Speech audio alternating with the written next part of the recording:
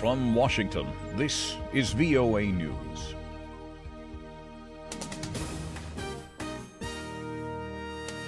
I'm Jonathan Jones reporting. A 22-year-old Iranian protester has died in custody, according to two Iranian lawmakers, intensifying fears of a repeat of the prisoner abuse that followed similar 2009 protests.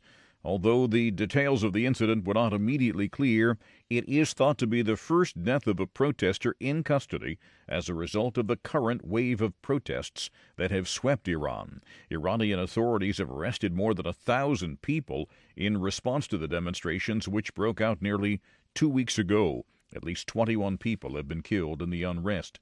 Iranian President Hassan Rouhani said Monday all officials can be criticized and protesters in Iran are upset about more than economic issues. He also called for the lifting of bans on social media. The race to find survivors on a flaming Iranian oil tanker continues following its collision with a Chinese cargo ship off the eastern coast of China on Saturday. The impact of the oil spill left behind by the collision is unclear. However, the tanker was carrying over 130,000 metric tons of oil condensate. As many as 64 migrants feared dead when rescuers found an overcrowded trafficker's boat sinking off the coast of Libya. The Italian Coast Guard rescued 86 of the nearly 150 people traveling on the boat through the Mediterranean on Saturday. 8 bodies, all women, have been recovered so far. The boat was initially spotted by a plane from a European naval mission that was combating trafficking on Saturday. This is VOA News. There have been diverse reactions in Cameroon after the arrests in Nigeria of 9 separatist leaders who declared the independence of the English-speaking regions of the Central African state and gave it the name Ambazonia.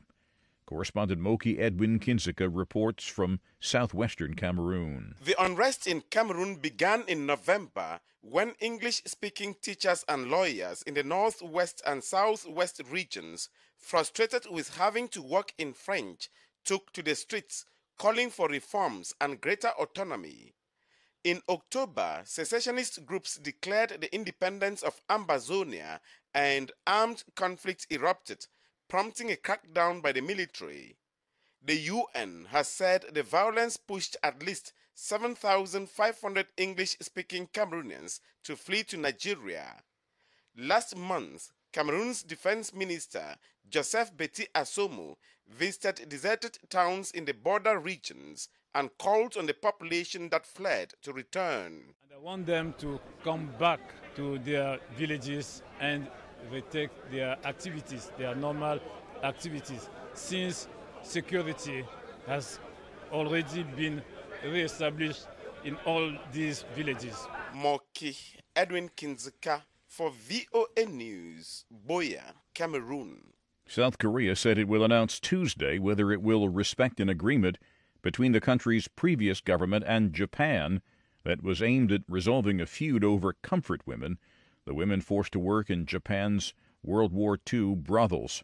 Foreign Minister Kang Kyung-hwa will hold a news conference to say what measures the government intends to take to follow up on a public-private panel that concluded last week that the agreement had failed to meet the women's needs. Japan said any attempt to revise it could damage relations. And in a boost for the gay community in India, the country's Supreme Court said Monday that it would review a British-era law that criminalizes homosexuality.